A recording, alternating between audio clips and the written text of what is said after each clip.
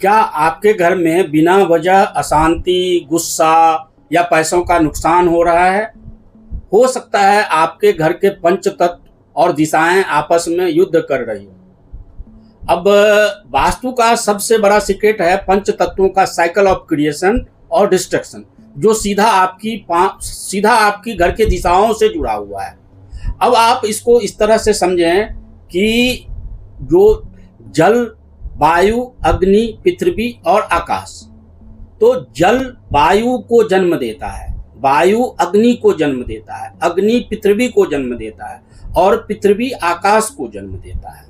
तो यहाँ चाइल्ड और पेरेंट हो गया। जल वायु को जन्म देता है, मतलब जल जो है वो पेरेंट्स हो गया वायु का, अब वायु चाइल्ड हो गया जल का। तो ये कंस्ट्रक्शन या आप इसको क्रिएशन साइकिल बोलिए कि जल, वायु, अग्नि, पृथ्वी और आकाश, ये कंस्ट्रक्शन साइकिल है। इसे इसी सीक्वेंस में याद रखें।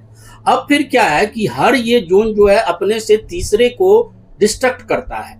जैसे जल, वायु, अग्नि, तो मतलब जल जो है वो अग्नि को डिस्टर्ब करेगा या अग्नि जो है जल को डिस्टर्ब करेगा, और ये दोनों आपस में शत्रु समझ सकते हैं या एंटी एलिमेंट बोल सकते हैं। जल और अग्नि एंटी एलिमेंट हो गए। तो अब क्या है कि यदि आपके अलग जोन में, पहले तो आप जोन समझ लें। नॉर्थ जोन उत्तर की दिशा जो है वो जल तत्व के लिए है, ईस्ट जोन वायु तत्व के लिए है, ये साउथ जोन अग्नि के लिए है, और इधर नॉर्थ वेस्ट, साउथ वेस्ट और साउथ ऑफ साउथ वेस्ट ये अर्थ जोन के लिए है। फिर वेस्ट जो है वो आकाश तत्व के लिए है।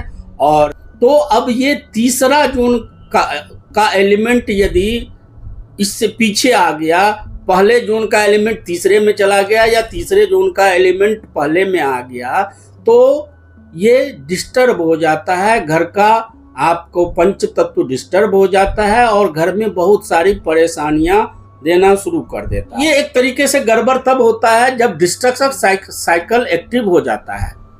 तो जैसे मैंने बताया, हर तत्व अपने से तीसरे तत्व को नष्ट कर देता है। जैसे अगर उत्तर का जल दक्षिण की अग्नि वाले जोन में आ जाए तो ऊर्जा नष्ट हो जाती है और घर का बैलेंस बिगड़ जाता है।